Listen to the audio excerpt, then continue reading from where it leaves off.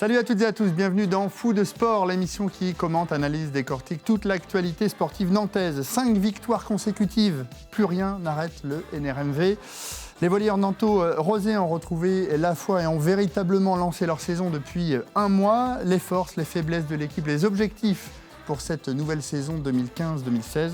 On vous dit tout dans la prochaine demi-heure. Pourtant, le Nantes Rosé Métropole Volley a eu chaud, très chaud même la saison passée, puisque les volleyeurs nantais-rosés en fin de saison dernière ont failli être relégués en Ligue B. On va revenir sur ce moment difficile pour le club et sur les enseignements qu'en ont tiré les dirigeants, puisqu'avec nous, un de nos invités, c'est le président du NRMV, Thierry Rose. Bonjour.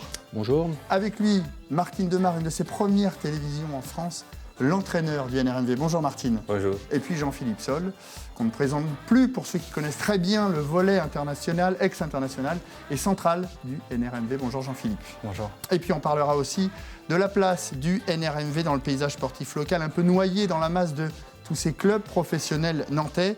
Les dirigeants se satisfont-ils du sort qui leur est réservé? On leur posera également la question. Mais tout de suite, on commence par vos coups de cœur, coups de gueule. C'est parti.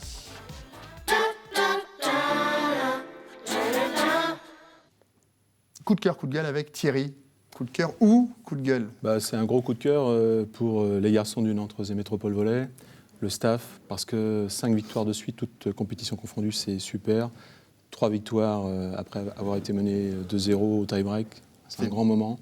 Et puis, à titre personnel, je garderai le souvenir de Tours, qui a été pour nous une super période dans l'histoire du club. C'était il y a 15 jours. C'était il y a 15 jours. Jean-Philippe, coup de cœur ou coup de gueule?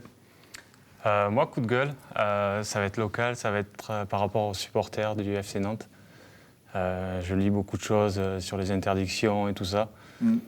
Voilà, je trouve ça dommage parce que c'est un super public. Et quand les matchs sont un peu ennuyants, eux, ils mettent une super ambiance. Donc voilà, les interdire de déplacement, de supporter leur équipe comme ils le veulent, voilà, je trouve ça dommage. En raison d'état d'urgence. Ils ne seront pas d'ailleurs à Lorient pour le dernier match de la phase aller de la Ligue 1. Martine, coup de cœur ou coup de gueule? Plutôt cœur, parce que si tu regardes tous les sports de Nantes, ça se voit, c'est comme un bon niveau. Et je pense pour la ville de Nantes, pour le supporter de Nantes, c'est quand même, il peut choisir pas mal de sports, il peut choisir beaucoup d'équipes qui peuvent voir au bon niveau. Dans ce cas, ça c'est avantage pour le supporter et pour le sport nantais. Pour ceux qui aiment le sport, c'est vrai que Nantes, ils sont plutôt vernis. Alors le Nantes Rosé Métropole Volley revient de loin, de très loin, puisqu'en fin de saison dernière, les volleyeurs nantais-roséens ont frôlé la relégation en Ligue B. Alors on va revenir sur cette saison difficile, ce qui n'a pas marché, ce qui aurait pu ou dû être évité. Mais avant, est-ce que vous avez eu peur que tout se termine pour le Nantes Rosé Métropole Volley en fin de saison dernière, Thierry, vous le président? Pas peur que tout se termine, peur de décevoir des gens, ça c'est sûr. Parce que le projet, il est assez jeune et il est assez dynamique. Il y a eu beaucoup d'effervescence autour de ce projet. Date de 2009, on le rappelle. 2006, la création, 2006, oui. Et puis 2009, la Liga. La Liga, c'est ça. Et voilà, donc même maintenant, c'était une année... tous les professionnels du sport qu'on a croisés depuis maintenant quelques mois nous l'ont dit, ça fait partie de l'histoire d'un club que d'apprendre dans ces moments-là. Moi, je ne vous cache pas qu'on a appris très vite. Qu'est-ce qu'elle aurait remis en cause, justement, cette relégation, s'il y avait eu relégation, au niveau budgétaire, au niveau des salariés également du club? Oui, ça aurait bougé au niveau budgétaire, ça aurait bougé pas forcément au niveau des salariés permanents, parce que c'est des obligations, je dirais, au niveau Ligue nationale de volleyball. Mais ça aurait été de revoir, je pense, la partie recrutement de manière différente. Donc ça aurait été dommage. Ouais. Dommage quand on voit ce qui s'est passé après avec le volley français, c'est-à-dire la médaille d'or à la Ligue mondiale, un championnat d'Europe pour une équipe masculine. Donc dommage de ne pas faire partie de cette fête-là. Donc on est content de pouvoir être là, de toujours être là et de continuer. En Liga. Regardez justement l'évolution du NRMV depuis 2009 et cette accession en Liga. 7e en 2010-2011, 5e en 2011-2012, 3e en 2012-2013 avec à chaque fois des places de quart de finaliste ou demi-finaliste des playoffs, 8e en 2013-2014 avec la Coupe d'Europe et 12e, premier non relégable avec 23 points. Le même nombre d'ailleurs de points que le premier relégable. C'était une très belle évolution. Martine, est-ce que tout est allé un peu trop vite finalement pour un club comme le Nantes Rosé Métropole Volley? Trop vite, je ne pense pas. Sportivement, c'est vrai, on a avancé, ça c'est sûr, on a fait super bons résultats. Et il fallait continuer. Tu vois, si tu goûtes la victoire, si tu goûtes le jeu play-off, tu as envie de continuer, tu as envie d'avancer. C'est vrai, à côté, le bureau, tout ça, mettre tout en place, ce n'était pas évident parce qu'on avançait trop vite. Et mettre tout en place, ça prend du temps. Ça prend du temps et c'était le cas. Jean-Philippe, le regard que vous aviez, vous, en tant que joueur de Montpellier, de Narbonne, sur le NRMV, c'était un peu l'OVNI qui arrivait dans le monde professionnel et dans l'élite du volley français, c'est ça? Ouais, c'est ça. C'était un club qu'on ne connaissait pas avant et qui a surpris beaucoup de personnes quand ils sont montés en Liga. Après, il y a toujours une phase de transition où il faut pérenniser le club. Parce qu'il y a beaucoup de clubs qui montent en Liga et qui font 1 ou 2 saisons et après ils disparaissent du volley français. Ce qui est bien, c'est justement rester en Liga et pérenniser le club et voir sur du moyen et du long terme. Le NRMV, Thierry, avait atteint un peu son maximum la saison passée, dans tous les sens du terme, en termes sportifs peut-être. Est-ce que c'était un bien pour un mal finalement d'en arriver là? Non, c'est pas atteindre le maximum, c'est que en fait on était habitué à des playoffs, on était habitué, je dirais, à certaines choses, mais on avait oublié le rôle de certaines personnes dans la vie du club, c'est-à-dire le rôle peut-être de certains dirigeants, de moi-même, le rôle de la relation avec le staff, du rôle du médical, de plein de choses, et puis aussi de la relation peut-être avec l'équipe. Ça revient au même, vous avez grandi trop vite en fait. On a grandi trop vite, mais avant on était tellement dans l'effervescence, il fallait faire très vite parce que c'est à chaque fois de l'événement qu'il faut mettre en avant, donc c'est pas si simple que ça. Bon, là, on était plutôt sur la défensive, mais il fallait encore, je dirais, mettre de l'énergie pour que ça se passe bien. Et je pense qu'on a réussi cette opération-là. Alors, Jean-Philippe, vous arriviez en tout début de saison dernière. Quand on arrive dans un nouveau club, vous veniez de passer une saison quasiment blanche avec Narbonne, si ma mémoire est bonne, en raison de problèmes de dos. Comment vous avez vécu cette saison, ce début de saison? Est-ce qu'on sent rapidement... On va revenir sur les raisons de pourquoi ça n'a pas marché l'an passé, mais est-ce qu'on sent rapidement qu'il y a quelque chose qui ne va pas bien, qui ne fonctionne pas quand on a votre expérience? Non, on ne le sent pas de suite parce que ça serait trop facile de le sentir de suite. Après, on le prend un peu pour soi parce que forcément, on arrive dans un club qui fonctionnait bien ou qui fonctionne bien. Et justement, on est là et ça ne fonctionne pas bien. Donc, c'est une remise en question un peu personnelle.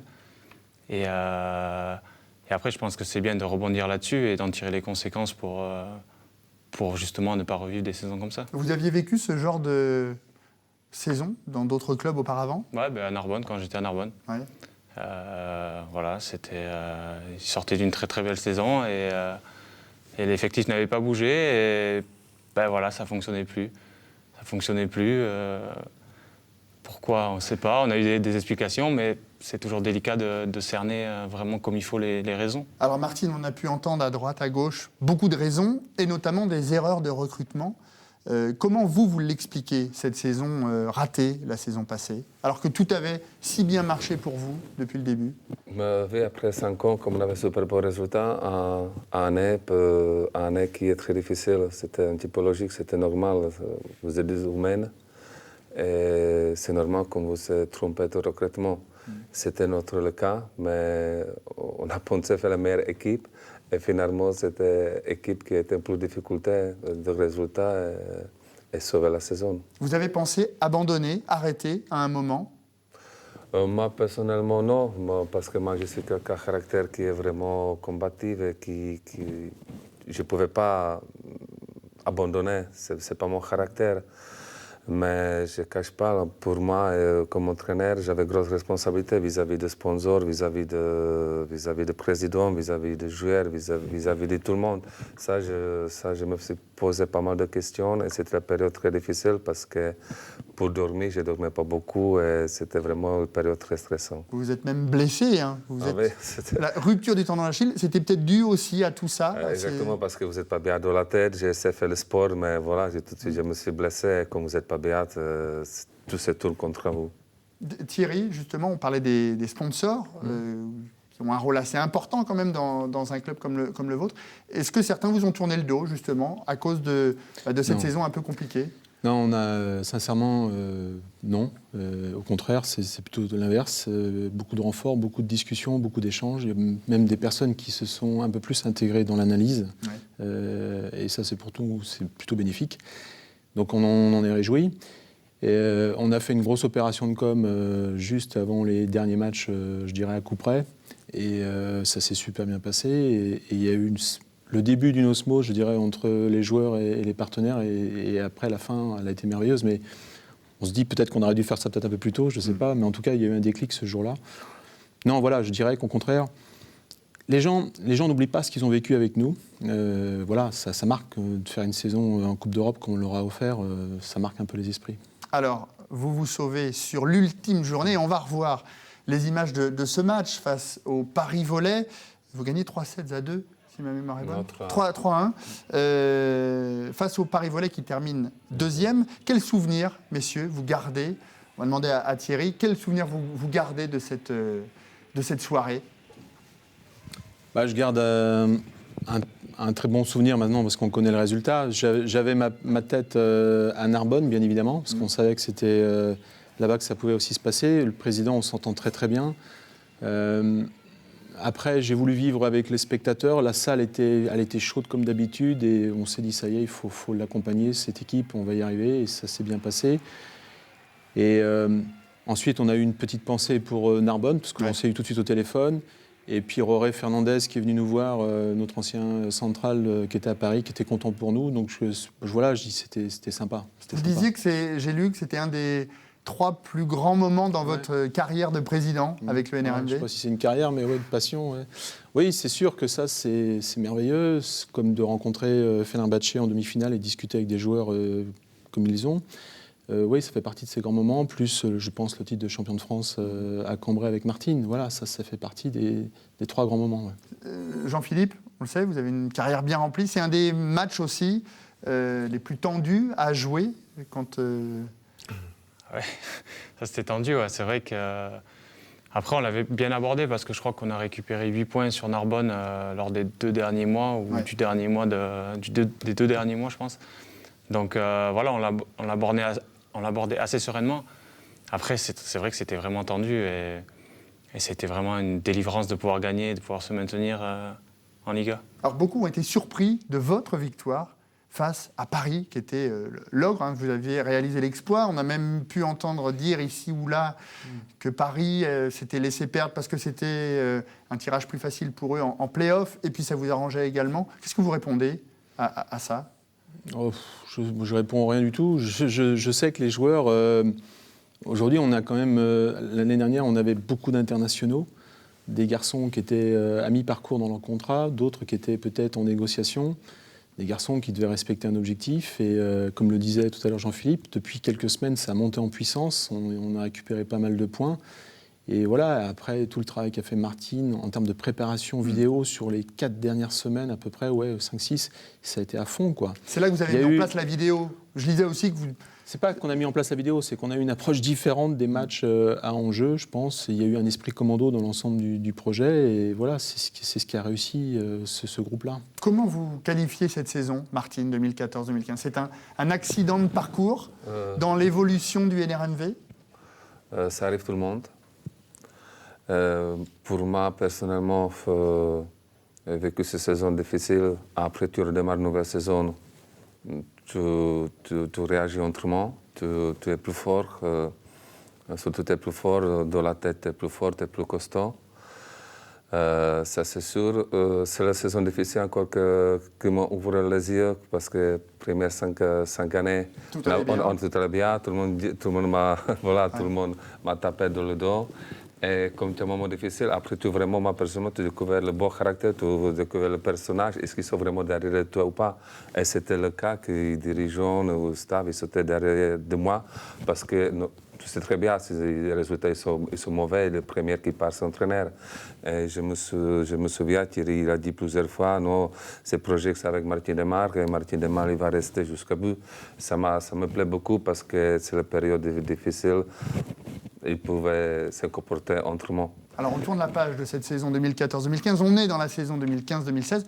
Quand on redémarre une nouvelle saison, et qu'on vient de vivre ça, comment on la redémarre? Envie de prouver, quand on est joueur notamment, que c'était justement un accident, cette saison précédente? Bah oui, je crois que tout le monde a envie de prouver que voilà, c'était une erreur de parcours et qu'on avait justement gagné en confiance et gagné en expérience vis-à-vis de ce qu'on avait fait l'an dernier. Je pense que ça nous a servi pour cette année et je pense que c'est vrai que tous les joueurs, le staff compris, on est vraiment motivés pour faire une meilleure saison. Thierry, c'est une remise en cause également quand on est président? Oui, on a passé un été à travailler tous, faut être très honnête. On a redessiné pas mal de choses. On a retravaillé sur la partie du rôle de chacun des dirigeants, essayer de se rapprocher un peu plus de Martine, de l'accompagner avec son staff, de retravailler la partie médicale. On parlait tout à l'heure des sponsors qui ne nous ont pas quittés. Bien au contraire, c'est toute une effervescence qui est montée aussi par rapport à ça. Un club de supporters qui s'est structuré, les énervés, qu'on entend beaucoup parler, mais maintenant, ça y est, ça prend forme. Ils font du bruit, hein. C'est vrai, quand on a bruit, l'habitude d'aller au NRMV.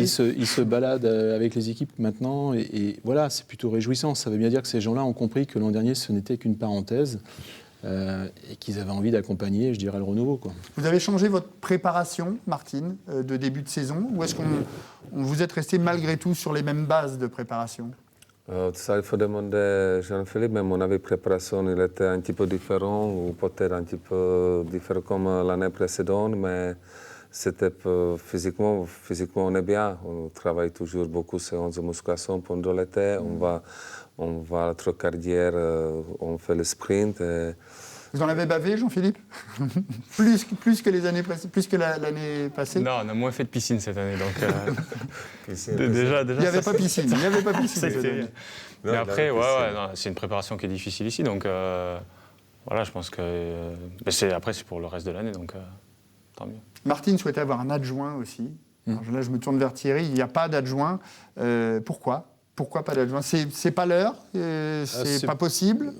Pour l'instant, c'est pas une mauvaise volonté de notre part. C'est qu'on essaie de mettre les moyens financiers pour trouver la bonne personne. Ça, faut être clair. Et puis aussi de travailler. Donc vous êtes en recherche d'un adjoint? On essaye de travailler avec Martine sur comment on peut travailler ce duo-là. Essayer de définir avec Martine le rôle de chacun, parce que Martine est une personnalité, il a ses méthodes de travail, donc on essaye de bien réfléchir à tout ça.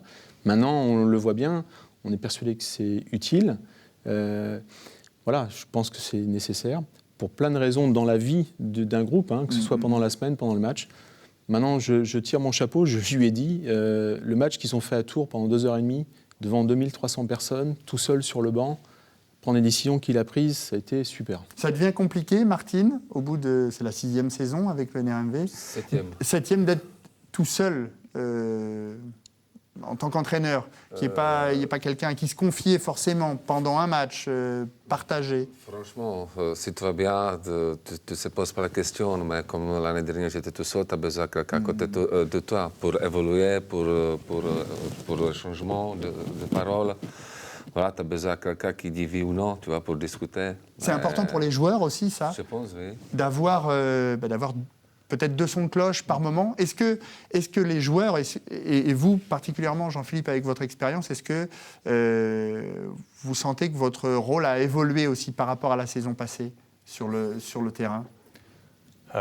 Oui, pour nous c'est important d'avoir, c'est pas 2 sons de cloche, c'est avoir plus ou moins un intermédiaire, parce que c'est vrai qu'on ne peut pas aller directement voir l'entraîneur, c'est quand même difficile, c'est quand même notre entraîneur. On a toujours des rapports plus ou moins plus cool avec un adjoint. Ouais. Après, voilà, moi, mon rôle, je sais qu'il a plus ou moins évolué, ou il s'est adapté. Disons que voilà, je sais que je suis un intermédiaire entre Martine et les joueurs. Vous êtes un vrai relais sur le terrain, c'est ça? Oui, voilà, je pense que c'est mon rôle aussi, du fait de mon expérience et de mon rôle dans l'équipe. Voilà, c'est un rôle que je tiens avec plaisir, et même si c'est pas évident, même si c'est se mettre un peu en danger personnellement. Mais voilà, c'est toujours agréable d'avoir un adjoint ou d'avoir quelqu'un avec qui travailler. Alors justement, après le recrutement manqué de la saison passée, comment vous avez recruté? C'était quoi les priorités de recrutement cette saison? Ça a encore beaucoup tourné au niveau de l'effectif, Thierry? Moi, je n'ai pas participé vraiment dans la recherche de cette équipe-là. C'était toujours les réseaux de Martine? C'est toujours le travail de Christophe, de Dominique, de Martine. Maintenant, J'étais tenu au courant tous les soirs. Maintenant, on peut demander à Martine ce qu'il a recherché. Moi, la vision que j'ai aujourd'hui, c'est qu'on a beaucoup discuté sur la relation des lignes, des hommes, qui puissent être capables de discuter. C'est ce qui manquait l'an passé. En permanence, même à l'entraînement et pendant le match. Voilà, on pourra demander à Martine comment il a réfléchi à tout ça, mais oui, ça a été une des choses sur lesquelles on a travaillé. Ouais. Ça, c'était important, Martine, de trouver des hommes capables de s'entendre et de travailler ensemble. C'était très important parce que l'année dernière, il a manqué le collectif, il a manqué la cohésion. C'est un petit peu normal quand tu enchaînes pas mal de défaites, c'est pas évident. Mais on a cherché des hommes qui sont le caractère. On était allé en Belgique voir le Floris, qui est vraiment le pièce très important. C'est le mec qui n'aime pas le perdre. Et en plus, il s'entend très bien avec tout le monde. Dans ce cas, c'était objectif. Prendre un joueur, par exemple, entre guillemets, moins fort, mais surtout humainement très fort, et surtout joueurs qui sont capables de reconstruire le collectif ensemble. Vous sentez l'évolution aussi du groupe, Jean-Philippe, par rapport à l'an passé ?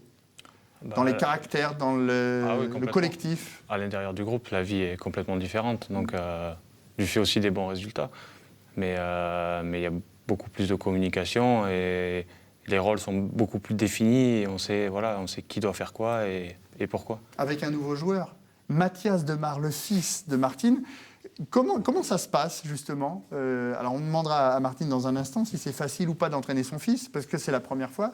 Quand il y a le fils de l'entraîneur qui est dans le groupe, comment on l'accueille ? Comment ça s'est passé en début de saison ? Très bien, hein, on l'a accueilli. Comme tout autre joueur. Oui, on l'a accueilli comme un joueur lambda. Lui s'est très bien intégré aussi avec nous. On peut y faire confiance à 100%. Et après, il n'est pas super jeune non plus. Donc, ça se passe très bien et les rapports sont normaux. C'est difficile, Martine, d'entraîner son fils ?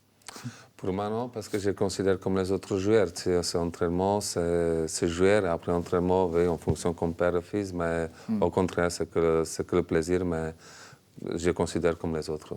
Alors, vous avez repris le championnat de Liga fin octobre, le 23 précisément.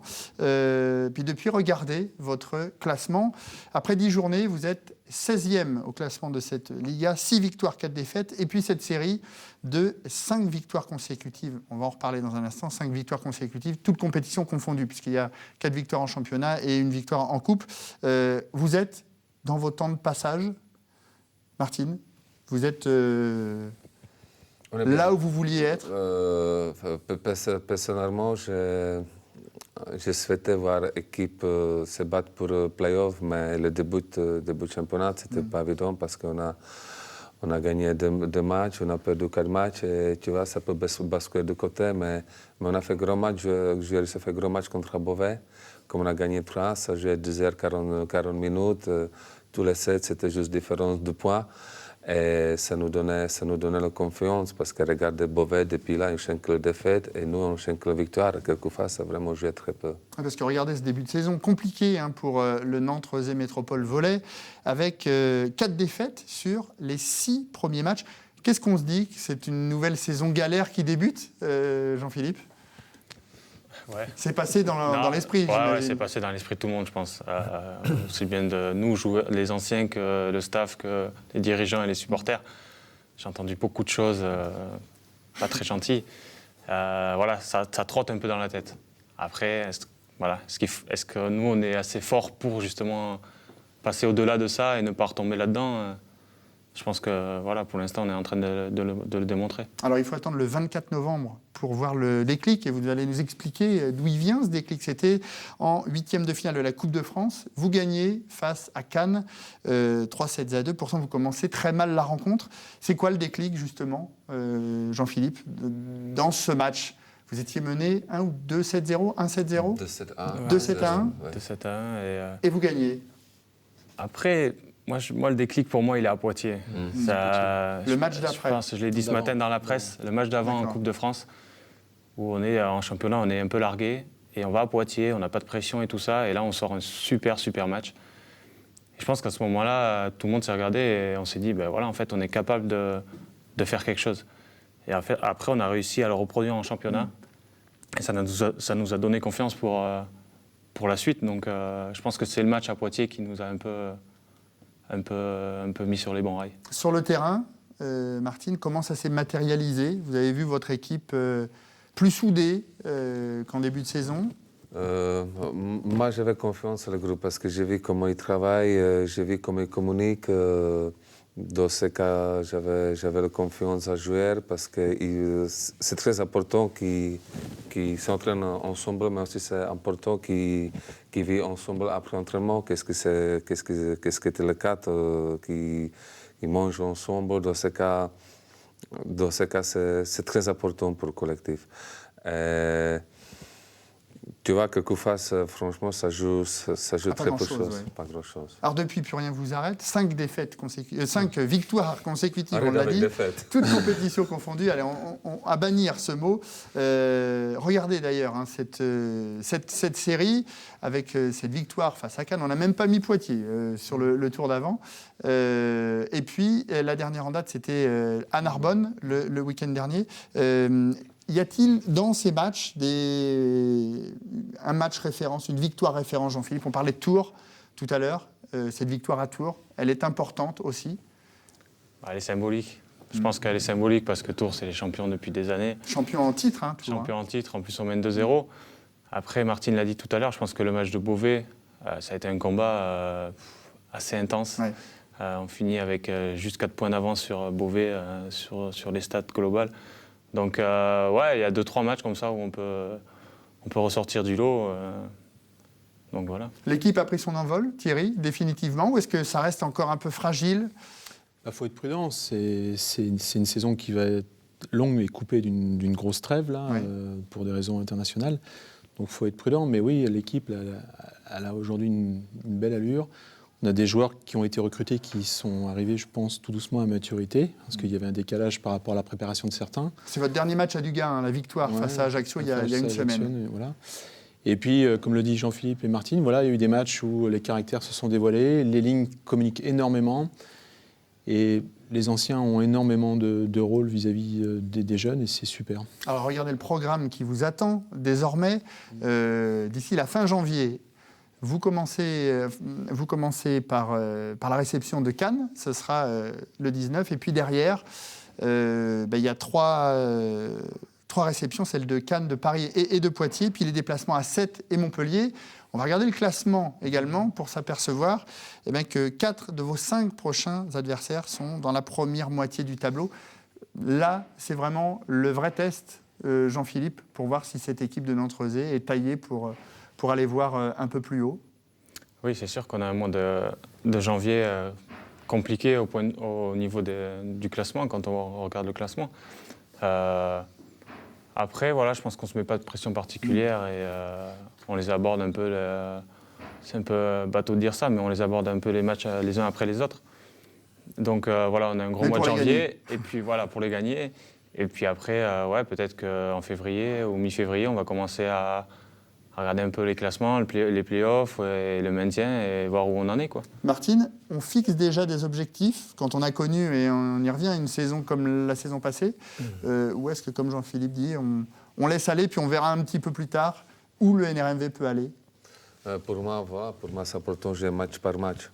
Tu vas rester concentré sur tous les matchs. Bien sûr, le joueur et moi, tu voudrais gagner tous les matchs. Mais je match par match, récupérer le point parce que le championnat est très compliqué, très difficile. Vous pouvez perdre contre tout le monde, vous pouvez battre tout le monde. C'est ça donne envie de voir le match et c'est parce que c'est très bon niveau, tout simplement. Alors parallèlement, vous êtes qualifié encore en Coupe de France. Vous jouerez contre Tours, votre quart de finale début février, il me semble. La Coupe de France, elle est importante aussi, ou est-ce que, parce que le NRMV joue un petit peu sa vie en championnat, c'est la cerise sur le gâteau finalement, la Coupe?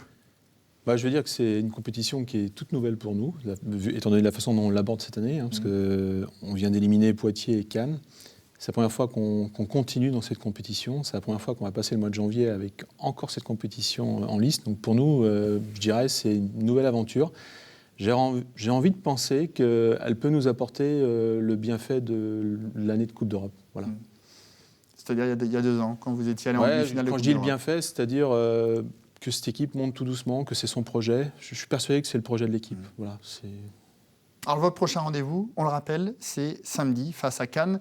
salle Arthur Dugas, coup d'envoi 20h. Alors une salle Arthur Dugas justement qui vous accueille depuis quelques saisons maintenant. Vous avez véritablement adopté cette salle, c'est chez vous, clairement. C'est chez nous, c'est le seul endroit où les bananes se sentent bien, donc ça c'est important. Fameuse banane de Martinique, voilà, c'est bien ça. Non, c'est notre salle. Je pense qu'aujourd'hui, j'ai eu l'opportunité avec Martine de déjeuner avec Laurent Tilly, l'entraîneur d'équipe de France, qu'on connaît maintenant un peu plus, et qui me disait, il dit venir chez vous, c'est terrible, quoi. Venir à Dugas, c'est terrible. L'année où il était entraîneur de Cannes. Ouais. Donc ça nous a fait réfléchir. On s'est dit voilà, c'est un outil qui doit nous servir. Ça doit servir l'équipe, celle du NRMV. Ça doit servir aussi pour contrer notre adversaire. Donc c'est pour ça qu'on a énormément travaillé sur cette salle, on a énormément travaillé avec le club des supporters pour en faire un produit un peu magique et qu'on peut piloter dans les moments où on en a besoin, quoi. Est-ce que c'est pas difficile avec le temps aussi d'avoir à la partager cette salle? Ce n'est pas que votre salle, il y a le club de hand de Rezé, le club de basket de Rezé, il y a les scolaires également. C'est compliqué quand on a envie de se développer et de se professionnaliser. Martine. C'est difficile parce qu'on n'est pas chez nous, on ne peut pas prendre le créneau que l'on souhaitait. Voilà. On est obligé toujours de regarder que d'autres clubs. Ce n'est pas gênant, mais comme il y a basket, handball et nous, et scolaire, c'est trop. Dans ce cas, on prend le créneau par exemple 11h du matin, parce que tu es obligé, on n'a même pas notre salle musculation, on est obligé de faire musculation 8h30 du matin. Dans ce cas, comparé avec les autres clubs, c'est un petit peu compliqué, mais on ne se plaigne pas, c'est comme ça. Jean-Philippe, vous avez connu d'autres clubs, vous avez connu Montpellier, vous avez connu Narbonne, c'était les mêmes conditions de travail? Certains clubs oui, certains clubs non. Pour être honnête, tous les joueurs se sentent bien et mieux quand ils ont leur salle, quand ils ont leurs moyens, quand ils ont leur salle de muscu à côté, à proximité pour pouvoir travailler. Et comme l'a dit Martine, par rapport au créneau d'entraînement, pouvoir faire du rab en plus ou faire moins d'entraînement ou essayer de s'adapter en fait à faire du spécifique et tout ça parce que voilà, nous on n'est pas chez nous et c'est difficile en tant que joueur. Alors le NRMV qui fait partie de tous ces clubs nantais qui se sont développés d'un coup d'un seul depuis le début des années 2000. On va les voir d'ailleurs ces sports de salle avec le hand, le HBC et le NLA, le NRMV, le VBN pour le volley, le NRB pour le basket. On n'a pas mis l'Hermine parce que l'Hermine c'est de la Pro B, c'est pas l'élite, ce sont les clubs d'élite. Est-ce que finalement on ne regrette pas un petit peu, quand on s'appelle le NRMV, cette émergence de tous ces clubs au même moment? Non, moi je ne regrette pas parce qu'aujourd'hui, on a une très grande métropole avec un très grand dynamisme économique. On sait que c'est une métropole qui attire énormément sur différents créneaux, que ce soit la recherche, l'enseignement, la culture. Et là, aujourd'hui, on a la chance d'avoir une diversité sportive extrêmement importante. Oui, mais c'est dur de se situer dans Oui, mais c'est dur, mais ça nous permet aussi de capter d'autres publics. Et c'est comme quelqu'un qui regardait une grande chaîne, je dirais, payante de sport, il est capable de zapper. Eh bien, il a la chance de voir ça tous les jours chez nous. Est-ce que votre situation a évolué, par exemple, depuis 2009, alors sportivement bien sûr, en termes de notoriété auprès des pouvoirs publics notamment? Est-ce que vous sentez que le NRMV a progressé à ce niveau-là? Oui, quand on voit le passage, je dirais, sur les compétences de Nantes Métropole, on voit bien qu'on a été écouté et que le projet, il a de l'allure. Quand on voit le travail qui est fait en formation à la SB Rezé sur les jeunes, oui, il a de l'allure, ça marque les esprits, tout ça. Maintenant, on doit continuer. C'est sûr qu'on ne peut pas rester, je dirais, sur des saisons comme on a vécu l'an dernier. Malheureusement, ce sport-là nous pousse à être très, très haut, quoi, pour que, je dirais, les caméras soient aussi derrière nous, quoi. L'année passée, sur ce même plateau, certaines personnes avaient parlé du NRMV comme d'une coquille vide. Vous avez en effet l'impression d'avoir été le club le moins avantagé, peut-être, dans tous ces clubs? Avantagé, je ne sais pas. Il y a eu des moments importants dans la vie du club où, je pense, le Nantes Rezé Métropole Volley n'a pas bénéficié de certaines faveurs, entre guillemets, ou de certaines, je dirais, règles. Et ça, notamment au moment de la Coupe d'Europe. Oui, ça, sincèrement, dans la mémoire de tous les gens qui ont travaillé pour ce projet, ça reste marqué à vie. Ça, il faut être honnête. Maintenant, on fait avec, on continue, on est là, on fait rêver les gens sont contents de venir nous voir, donc on doit continuer. Et je reste persuadé que ce sport a sa place ici, on le voit bien, donc c'est plutôt plaisant. Et quand vous recevez les félicitations du président de Tours lorsqu'on a gagné chez eux, c'est une grande marque de respect. Il y a quelques semaines, les filles du VBN qu'on recevait sur ce même plateau, on leur parlait de l'exploit d'avoir réussi à remplir le Palais des Sports de Beaulieu pour un match de Coupe d'Europe, puis face à Cannes quelques jours après. Est-ce que c'est parce qu'il manque justement, Jean-Philippe, au NRMV, ce grand événement-là, un gros match de Coupe d'Europe ou un gros match de championnat? Nous, en tant que joueurs, c'est ce qui nous manque, oui. Peut-être de jouer devant une grande salle. Après, encore une fois, c'est nous qui sommes acteurs de ça aussi. C'est-à-dire que si on organise un événement, si le club organise un événement dans une grande salle et que notre qualité de jeu n'y est pas, forcément, il y aura des déçus. Pour organiser un truc comme ça, il faut être sûr aussi de l'équipe. Et c'est à nous aussi, si on veut jouer devant 2 ou 3 000 personnes, de montrer aussi sur le terrain de quoi on est capable. Thierry, il manque ça, ce gros événement qui permet au VBN, qui a permis au VBN là, de se faire connaître encore un peu plus. Mais ceux qui ont un peu de mémoire, il y a notre premier match de Coupe d'Europe donc à Mangin, devant 2400 personnes, et Antonin Rousier, qui est quand même le pointu d'équipe de France, qui vient nous voir à la fin, qui nous dit « Ouais, j'ai vécu un truc comme je vis en Italie ». Donc ça aussi, ça fait partie aussi de notre savoir-faire. On a été capable d'intégrer le premier match de Coupe d'Europe et d'en faire un produit magique. Je pense qu'on peut le faire. Et comme le dit Jean-Philippe, on a énormément discuté sur ce sujet. D'ailleurs, je crois que j'ai discuté avec Jean-Philippe. On ne peut pas se permettre de créer un super produit si derrière, ce n'est pas solide. Et pour l'instant, étant donné les premières semaines donc, sur cette nouvelle saison, on a été prudent. Maintenant, je ne vous cache pas que ça titille. Voilà. Eh bien, on vous suivra bien évidemment tout au long de votre saison, en espérant que vous reveniez dans les sommets de cette Liga. Alors avant de se quitter, je vous rappelle que depuis hier, et dans le cadre de la soirée des trophées des sportifs organisés par Presse Océan, Télénantes, It West et le Conseil général de l'Atlantique, qui aura lieu le 27 janvier prochain à la salle Capellia de la Chapelle-sur-Erde, eh bien vous pouvez voter pour votre meilleur sportif de l'année, la meilleure équipe ou encore le meilleur public de l'année 2015 à cette adresse qui s'inscrit en bas de votre écran, www.trophéesdesportifs.fr. Vous en ferez partie, forcément, des meilleurs trophées. 27 janvier, on vous le rappelle, cette soirée. Merci à tous les trois, en tous les cas, d'être venus sur le plateau de Foot de Sport. Très, très bonne saison. Merci également à Nico, Dany, à Julien et à Glenn. On se retrouve jeudi pour Fou de Foot, 19h20 sur Télénantes, avec comme invité Valentin Rongier, le blessé qui viendra sur notre plateau. On prendra de ses nouvelles.